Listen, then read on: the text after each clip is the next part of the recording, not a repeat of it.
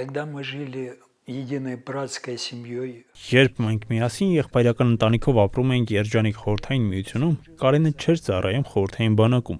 Նրան չեն զորակոչել։ Ինքնավար մարզիչին կոմիսարիատը վախեցավ նման որոշում կայացնել եւ նրան տարան Բաքու։ Բժշկական հանձնաժողովի նախագահը Բաքվում նրան զննեց եւ ասաց. «Որդիս, Ալլահը չի ուզում, որ դու զինվոր դառնաս»։ Այդ իսկ պատճառով Կարենը գաղափար չուներ, թե որ կողմից էր զենքը լիցքավորվում։ Լրիվ քաղաքացիական մարդ է։ Аллах не хочет, чтобы ты стал солдатом.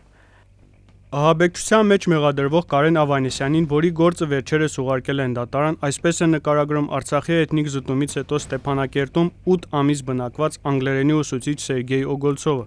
Ըստ ադրբեջանական լրատվամիջոցների 58-ամյա Կարեն Ավանեսյանը սեպտեմբերի 14-ին հրազենի եւ զինամթերքի կիրառմամբ իրականացրել է ահաբեկչական գործողություն։ Ճիշտ այն օրը, երբ Ալիևը ժամանել է Ստեփանակերտ համալսարանի կլինիկայի բացմանը։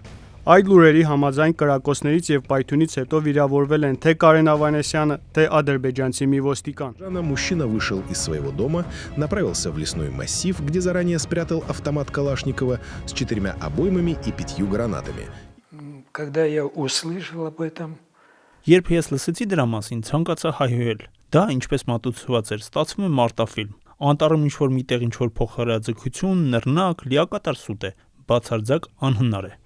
Սերգեյ Օգոլցովը պատմում է, որ Կարեն Ավանեսյանը հաճախ էր դժգոհում քաղաքում մնացածների վերաբերմունքից։ Նրա խոսքով Կարենը առաջարկում էր կոլեկտիվ նամակով դիմել Ալիևին, որպեսզի պաշտոնյաների այցերի ժամանակ մարդկանց մշտապես չհանեն տներից ու ժամերով ցուցադրաբար չպահեն քաղաքի կացարանում։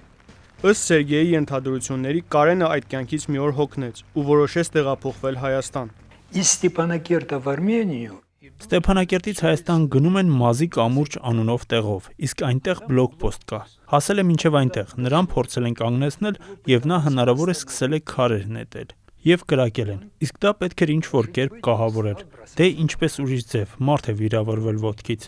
Սա իմ ենթադրությունն է։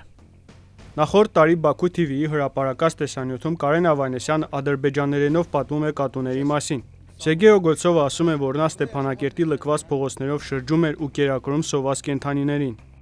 Այս սցենարը միգուցե Ալիևին ցույց տալու համար էր, թե որքան արդյունավետ են աշխատում ադրբեջանական ուժայինները, եւ մեկ տասնյակից ավելի մնացած հայերից ավելի հարմար թեկնածու չեն գտել ահաբեկչի համար, քան կատուների սիրահար Կարենին։ Կարենի գործի դատավարությունը կայանալու է Գյանջա քաղաքում։